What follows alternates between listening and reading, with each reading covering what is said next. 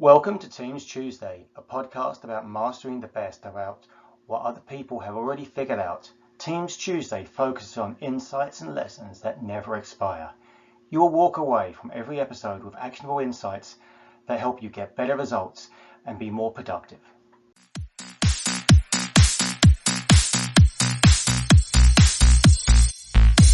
This was about as darn easy as it gets. The client just couldn't make up their mind. I feel like we had top. Went from a project of 20 weeks to just 2. The DevOps was a cultural shift. This is Teams Tuesday with your host, Peter Ward. Welcome to Teams Tuesday. I can't believe it's the end of the year. Time flies, I suppose. And just as we thought we were coming out of COVID, it looks like we'll be a few more months where we're actually still stuck indoors. So we've got a great speaker. Again, she was about this time last year. She was the most watched person on the meetups from last year. Elizabeth Kuloko-Green, I think I pronounced that correctly. So welcome to Teams Tuesday. How are you? Very good. Thank you for having me, Peter, once again this year. No problem, indeed. You've got the backdrop, the virtual backdrop. Very, very cool. Now, but your speciality, you are the one, almost like the OneNote diva, actually, aren't you? Yes, I love using OneNote. I've been using it for about close to 15 years now. And Right. I use it for everything from my personal life, for my work life. And I've also, conveyed my executives at work to also start using OneNote. So Yep. even I Well- have a daughter and she also uses OneNote.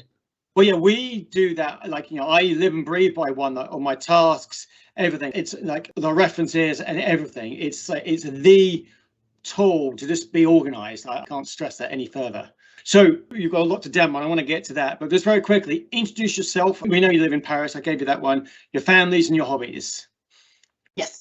So I'm Elizabeth Kuloko-Green. So I was born in Paris in France, but I grew up in Fremont, California. I am a full-time executive assistant at an IT company. I support 3 executives and have over 20 years of experience as an executive assistant.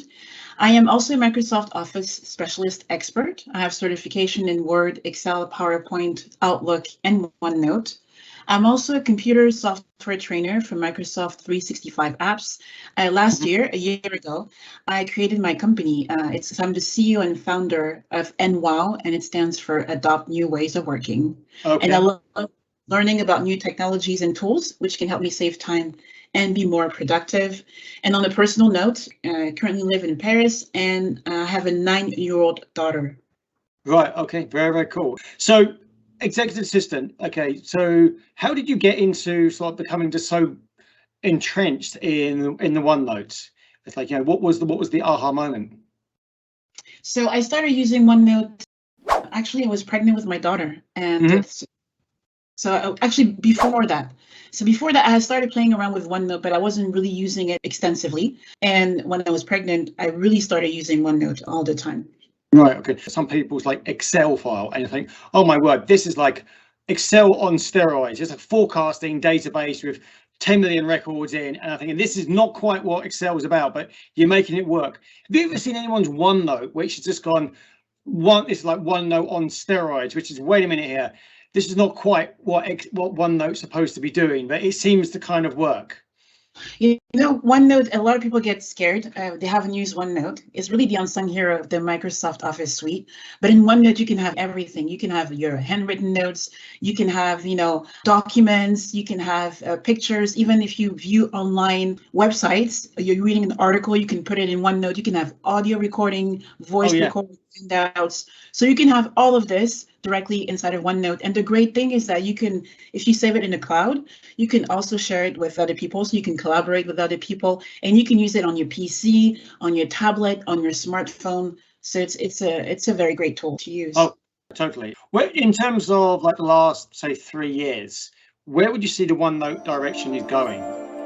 So I think that, with Microsoft Teams now, more than 145 million daily users are using Microsoft Teams. I see a great integration now with, Microsoft Teams.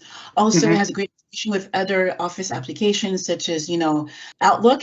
But I see it in the next few years with Microsoft Loop. All of the Microsoft 365 apps will be all interlocked together, and we will be able to use OneNote inside of all of these apps. Right, I agree. Like now, OneNote, you can put it into meetings. It's great for taking the notes. It's almost also a bit like the meeting wiki on notes is not great, but if you use OneNote, it really adds so much depth and breadth to a meeting. Exactly. And the great thing is that when you use the wiki, like you mentioned in Teams, everything is inside of Teams. But when you use OneNote in Teams, you can use it in Teams, or you can also use it as a separate app. So the great thing about OneNote, when you mentioned you can take your notes, you can also use templates as well. But when you're using it to take your notes, the great thing is that you can actually, when you create an Outlook invitation, you invite the guests, you can actually add a little OneNote meeting link. So anyone can take notes during the notes. So you don't have to only have one person taking the notes. Everybody that's part of that meeting can take their notes. Okay, I have seen people do that. It's quite a nice, slick smoothness to a meeting, actually. It is. And the great thing also is when OneNote, you can also, when you create your notes, if you're taking notes, there are some action items, you can actually transform these action items into Outlook tasks. So that's really great integration as well. All right, you probably have a few slides and then the demo, I suspect. Yes, so I have a few slides I wanted to share. So really, I wanted to speak about sharing some tips about, conducting hybrid meeting. So the first thing is really, what is a hybrid meeting? So hybrid meeting refers to the physical location of participant. So in hybrid meetings are meetings where some participants join remotely while the rest of the meeting attendees gather together in a meeting room. Mm-hmm. So essentially, we can consider any meeting with at least one remote participant a hybrid meeting. Before COVID, we actually had already a hybrid meeting, but most participants were actually joining on site. Yep. But now with COVID, we have more and more participants joining online. And sometimes if you're joining a meeting, on site, you have to wear a mask. So it's kind of hard to distinguish the facial expression of what is being said. And while it may be tempting to fall back to the habits of the old normal, it also will be missing on a once in a generation opportunity to build a better, more flexible work environment for everyone. So it's the new workplace, and hybrid, it's really unavailable. Mm-hmm. What has changed in the last 2 years? Now we have becoming more pros of using either Microsoft Teams or Zoom. We have developed new skills, and our level of expectations has also changed. So my conviction when you're conducting those hybrid meetings is to have the proper hardware, to set meeting rules, and to really develop new skills. So what do I mean by that? So when I speak about the hardware, it's really important to configure your workspace, particularly when you're working from home. After working from home for the last nearly 2 years now, and I've tried a lot of equipments, these are some of my recommendations of equipments that you can purchase to configure your workspace. It could be, ergonomic desk. I see, Peter, you have one. I have. Yeah. And before, I have one as well, but right now I'm sitting down. But before I actually bought an ergonomic desk, I actually was using my ironing board, because when you use the ironing board, you can actually bring it up or bring it down. Low tech solution. I like it. Okay. What do you use for lighting though? Because don't you have one of those halo lights? I'm not seeing one of those. So I actually have 2 halo lights. I also have, right now I'm using an external microphone. I always use 2 computers, one where I log in as an attendee and one where I log in as a presenter. So I can see, I'm presenting, but I can also see on my other computer what the attendees are seeing. So it helps me to adjust anything on my screen. Yeah, that's a professional way of doing it. And with the microphone, I use the Snowball. What's your brand? I use a Razer X Xeron, it's called. I bought this off my Amazon. I've tried different ones, but I think that this, actually I saw one of the Microsoft MVP. I was looking at a YouTube video one day and I saw this, and I did some research and I purchased that one, and it's been, it's been going really well. I really like this new microphone. Cool. And I'll also use a Jabra Polycom, a little mini speaker. Sometimes it's really important to have a great pair of headsets. But sometimes when you use the headsets all day, it can get really tiring and your ears start, you get hot. So really having that little Polycom Jabra speaker really helps. And, it can be funny when you see that on my slide, but it's really important throughout the day to stay hydrated. And if you can, there are times when actually, instead of sitting at home all day, I actually take some of my calls and I go for a walk, and I take some of my calls during my walk. And that really helps. I do the same. Yeah. Yeah. It forced me to get some fresh air. Mm-hmm. And sometimes I put also a little bit of, music, to kind of fuel my creativity. That also helps. One of the things which I do sometimes, because you can now play back your background audio through Teams. So before the meeting starts, I might be playing some music in Spotify. So I just do that just so people know, oh, there's something going on here. Yeah, I also do that as well. Whenever I do a webinar, before I start the webinar, I like to put on some music just to put everyone in the mood. That always helps. And even when I close off the webinar, I also like to put some music to close off the session. Right. Okay. So I think it's important to note that, when you set everything at home, it's also important to make sure that, everything is set at work. Most conference rooms today are not hybrid ready, and it's really important to make use of the many benefits of technology. We're living in an interactive hybrid meeting. It's really fundamental to sustain the new way of working. So we have to rethink the ways of working, reorganize our space, and leverage technology.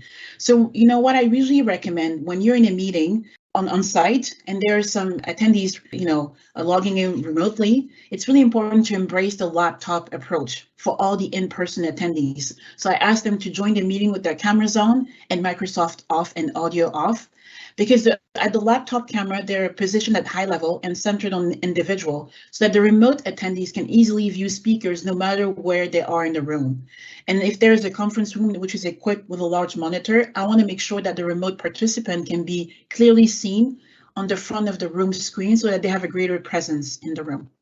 So that's really important. So, these are some examples of hardwares that you can actually purchase as well to make your hybrid meeting more interactive. As I mentioned, most of the conference room are not equipped for hybrid meeting, and it's really important to upgrade the technology to make sure that, remote attendees are included.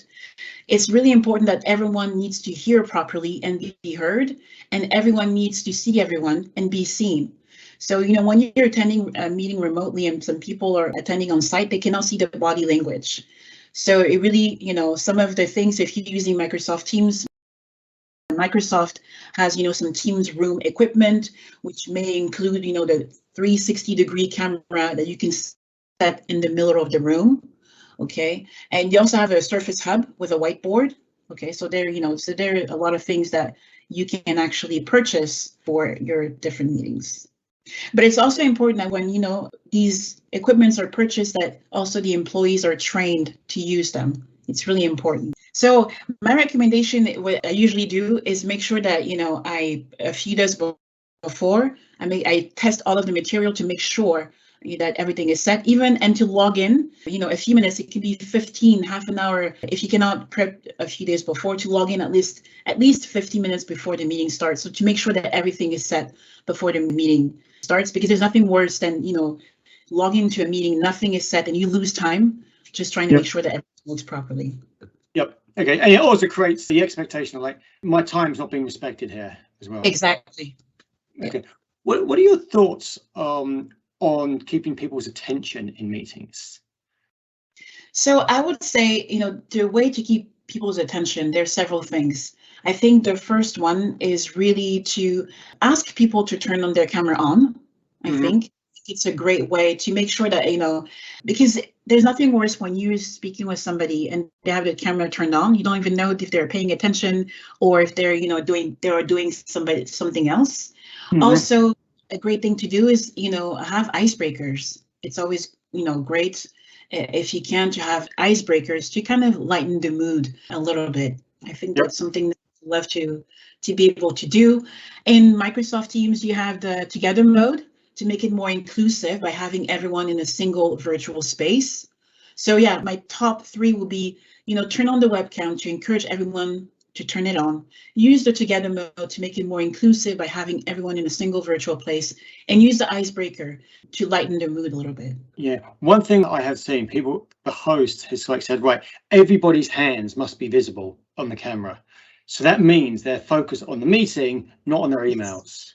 Exactly. Also, one thing that is really important is to establish clear meeting rules and share them prior to the start of the meeting. It's really important that during your meeting, you also have created a safe environment for everyone. And one thing that I do when I organize, a hybrid meeting is to assign a facilitator to set the meeting ground rules to monitor the chat. And also, in Teams, you have the possibility to raise your hand. So also to monitor who has raised their hand to allow them to raise their questions in reaction, and also assign a meeting buddy for, if you have someone that's, attending on site, assign them, or someone I should say attending remotely, assign them a meeting buddy that's on site. So in case, there's any technical thing that arises, they can, refer to the meeting buddy, and the meeting buddy can say, hey, so-and-so is attending the session. She cannot see the screen. She cannot do this and do that. So that's always a great thing to be able to have that.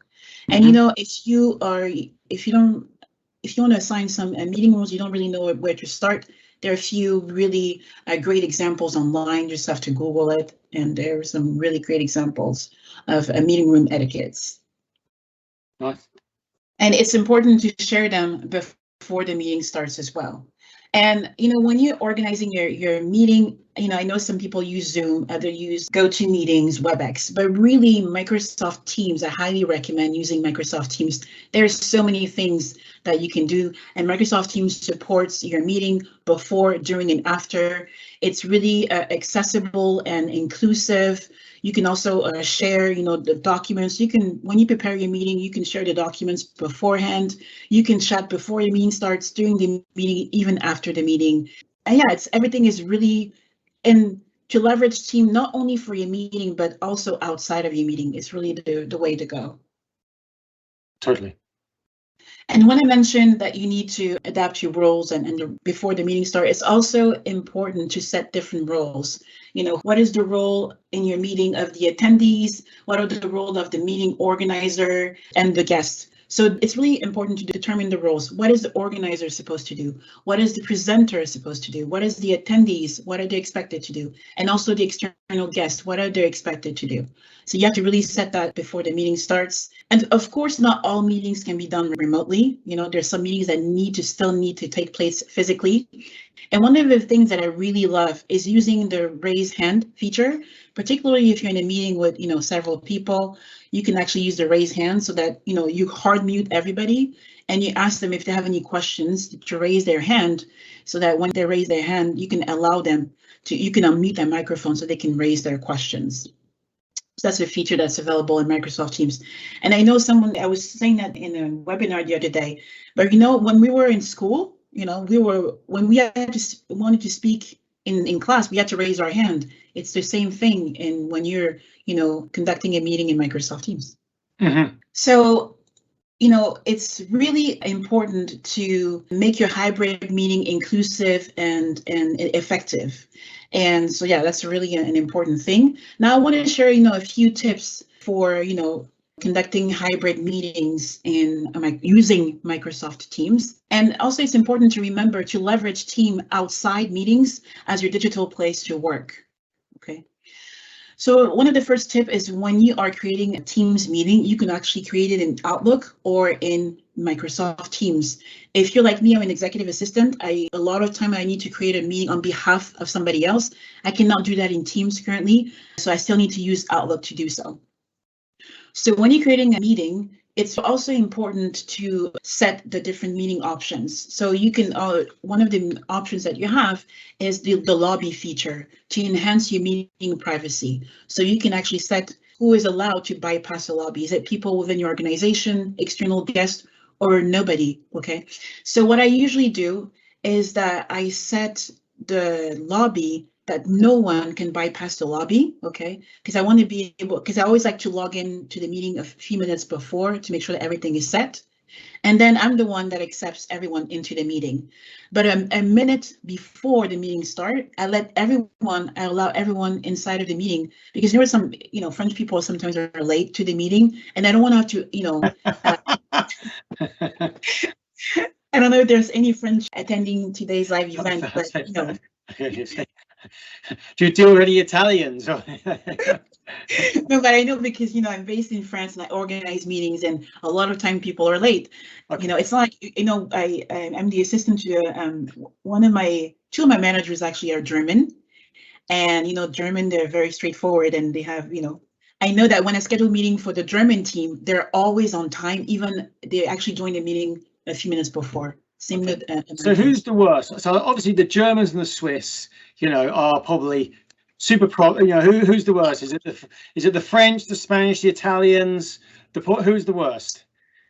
I would say, attendees from the Latin countries, France, Italy, Spain. I was also organizing a meeting with attendees from Northwest Africa also. And yeah, we were at a meeting, I always know that usually the meeting don't start on time. So what I do is that sometimes I will, when I send the meeting invitation, I always, have like a 5 to 10 minute, time where I know we can have an icebreaker that allows other attendees to join the session. Right, okay. So yeah, it's really important when you're scheduling your meeting in Teams, if you're using Outlook or Teams, to really set your meeting options. Who is allowed to bypass the lobby? It's very important to set who is allowed to present. I remember the other day I attended a session, there was over 100 people and the organizer did not set the meeting option. So during the session, there was someone that just, started sharing his screen, and even though they were not allowed to do that. So it's really important to really set your meeting option before the meeting starts. And also allow the attendees to chat. It's always great to be able to allow the attendees to chat before the meeting, during the meeting, and even after the meeting if you want. You also have the possibility of adding applications.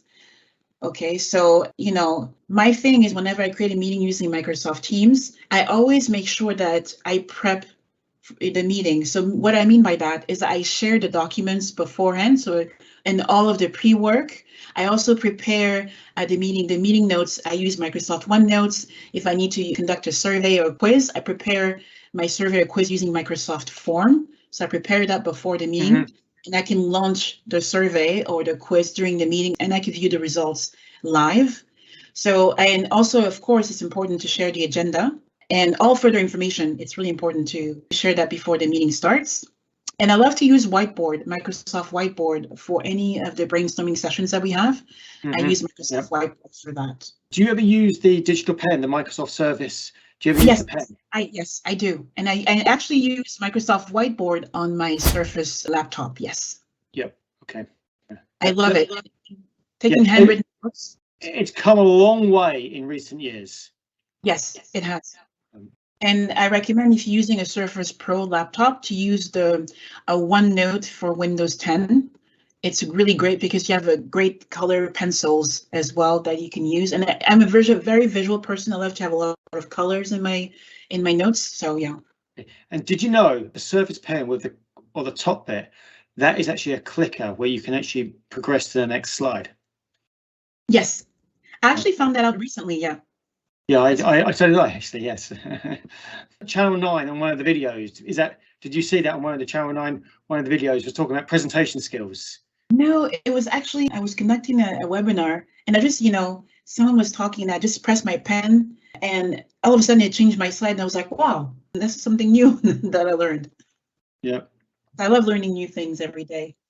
So I was mentioning before, it's really important to prep your meeting before and, publish the agenda, use Microsoft Whiteboard and avoid sending emails. So really the great thing about using Microsoft Teams is it's your hub for teamwork. So everything is in one place and you don't even need to use emails to prep for your meeting. It's really important also to be inclusive. And what I actually like to do for larger group is we assign roles for the lead, for the who's going to present, who's going to be in charge of support. I take them the notes and I also take pictures and share outcomes for the people who could not join the meeting. So it's really important to be creative and use technology to improve the remote experience. Yeah, and you also got the attendee list as well. Yes, exactly. And something that is coming soon into Microsoft Outlook is in the meeting planning, they have the redesigned working hours, which allows you to include the work specific directly in your calendar so others can know when and where you'll be working. So there's a new RSVP feature that will let people specify whether they will also attend the meeting in person or online. So you have the working hours where you can specify if you're working remotely, and you also have the RSVP where you can actually let people know if you will attend the meeting online or in person. Well, that's quite good if you want to know how much coffee in the conference room and stuff, and also social distancing as well. Exactly. To say, look, wait a minute here, I can only hit 6 people in the conference room, and we're not having 10, particularly in this climate. Yeah. And also when you're conducting your meeting, make sure that you have planned breaks. I usually try to have, if it's a long meeting, to have at least a break every hour or hour and a half. Okay. And before we take a break, to make sure that I communicate when we will start back again. What I do is I display a timer on the screen and ask all the attendees to be back before the planned time. And, I also send a reminder ping to announce that we're back. And I ask them when we actually want a break to mute their microphone and turn off their camera. These are little things that can really make your meeting successful. We have a timer on there. Is that a web app, or what are you using for that? I actually use the timer that's part of Windows 10. There's a timer that you can use. When you click on the start menu and then you type timer, and then the app is called Alarm and Clock. And then when you launch that, you have access to your timer. That's the one that I use. Also, when I have a large meeting, like for an all hands, for example, what I usually do is I create a SharePoint page where I can share the agenda. I also have, a countdown to the meeting. I also said, I have used Microsoft List. I prepared, a list where, the attendees can add their questions that they like to raise during the meeting. So really, instead of exchanging an email, sending an email to the attendees, hey, do you have any questions for for the host? I prefer actually to just create a SharePoint page and have all of the information in that SharePoint page. And the great thing is that I can add that SharePoint page as a tab in Microsoft Teams. When you are in a meeting, you also have the possibility of personalizing your space using custom background. Okay, you can also create one that's only dedicated for the team. And also it's a great thing because it removes the distraction from videos. So, my recommendation, if you can use the custom background that are part of Microsoft Teams. You can also create your own background. What I usually do, if I want to create my own background, I take a PowerPoint slide, add the pictures and all the words to it, and I save it as a JPEG and I insert it into Microsoft Teams. So it's my personalized virtual background. And if you don't want to use any of the background, you can use the background blur. So that came out in Microsoft Teams a few weeks ago. It's also very important in your meetings to be inclusive. So you can actually use the live captions and transcript. The great thing about live caption is in real time, and the transcript, it really helps when you actually turn on the live transcript for your meeting notes. That really helps. And the great thing about the live captions is that before it was only in English, but now it's in different languages in Microsoft Teams. So the other day my execs were speaking German, and we actually turned on the live captions in German, and that really worked really well. So that's great. That's great. Yeah, you're coming in across more language. How many languages do you speak, by the way? I speak French, English fluently, and two African dialects, and I'm learning German and Mandarin Chinese. Very cool. So yeah, because in the US, basically, it's very unusual for me to be in a meeting where it's not English. It's 99.9% English. Okay, if it's not English, it's probably Gujarati, which is our India office. And I know that the other day I conducted a webinar for my customer based in California, and in California, there's a lot of Spanish speaking people, so it's also great. I went back to California last month, and I was very impressed because now, in public places I'm from Fremont. In Fremont, there's things that are now written in English, Spanish, and even Chinese. So it's a great way to to have a diversity and to be inclusive for everybody for all the residents in California. Mm-hmm. Also, Microsoft Teams is a great thing to be able to record the meeting for the attendees who are not able to attend the session. So that's really important. And in Microsoft Teams, when you record your meetings, before it was saved in Microsoft Stream, now it's saved in your OneDrive for Business account. So you have the possibility of sharing the link to the attendees after the session. And outside people as well. That was one of the big complaints I got from Teams, that the recording, you had to sort of like download it. You couldn't and put it into OneDrive. You couldn't share it with an outside party. Exactly. And now you have the possibility of sharing it with outside parties. It's really a great thing. Yep. And also when, I was mentioning the recording and the transcription, it's really, really, I've been starting using transcription. It's really, really great feature to be able to use.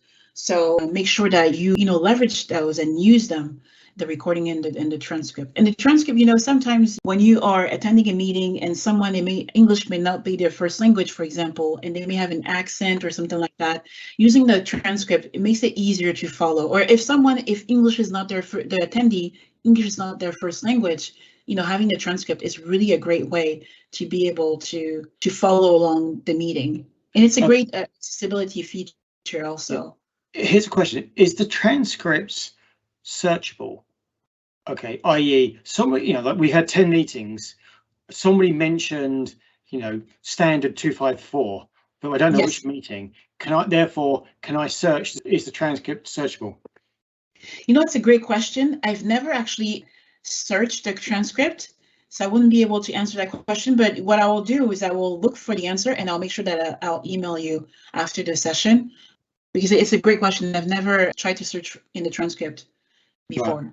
As I mentioned earlier, it's really important to set the different rules and to really communicate them at the start of the meeting. It's important to really share with the attendees how you want them to interact during the meeting. Okay, so that's really, and what I usually have is I have my first slide in my PowerPoint where I list all of the meeting rules, how I want the attendees to really interact during the meeting. It's really important to be able to share that information with the attendees. Mm-hmm. And it's really important to create, a safe environment and to encourage everyone to speak up during this meeting. So first, you have to make sure that everyone stays focused on the meeting, that they'll also listen to others and they mute their microphone when they're not speaking. It's important to ensure that all the voices are heard, so that, to include everyone's ideas and, ask even questions. If you don't hear from someone that's part of the meeting, ask them, if you don't hear from them. And as I mentioned, really establish role, but it's important when you're establishing these rules that the environment is safe for everyone, to be part of that meeting. So a nice feature which Zoom has is that you can be on mute, and if you want to unmute it, you can press the space bar, which when we've done migrations into Teams, that's been it, but that feature is now coming into Teams. Yes, and that's really great feature. And also I purchased these new Jabra headsets, and actually when you toggle on the the little speaker, when you bring it up, you have the possibility of muting yourself automatically. So that's really good. Do you want to just put your camera on so we can see these? Yes, let me just put my camera, and I'm going to also show you my speaker. So let me just give me a second here. Do you see me here? And I do. I do see the hands, yes. Okay. So when I have it on, okay, if I turn it here like this, it actually mutes my headsets. So that's a really, so you just turn it like this.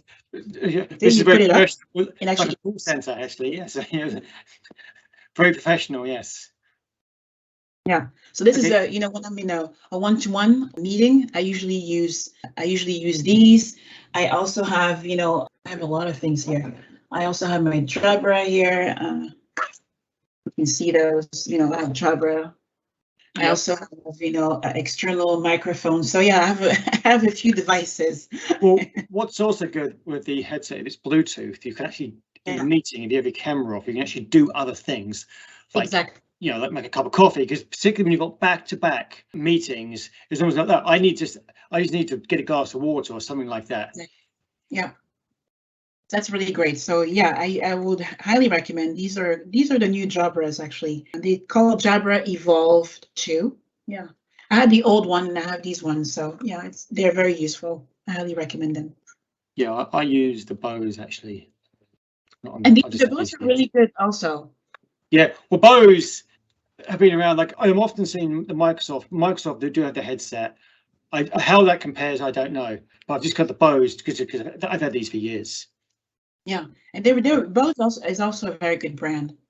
Mm-hmm. Well, that's their speciality. It's German. I think they're German. Yeah, specialty. They say Dutch qualiteit. The German quality. I've sometimes you don't get this now, but I don't get this now, but sometimes. So like I say 10 years ago, people would say, oh, I hate SharePoint, I hate the UI. And I say, like SharePoint is a bit like German engineering. It's very good, but not very intuitive. You can take that quote if you want. Thanks. And so I mentioned earlier about creating intimacy in your meeting. You can use the together mode. I love using the together mode. Kind of makes us feel like we're in a classroom, so that's really great.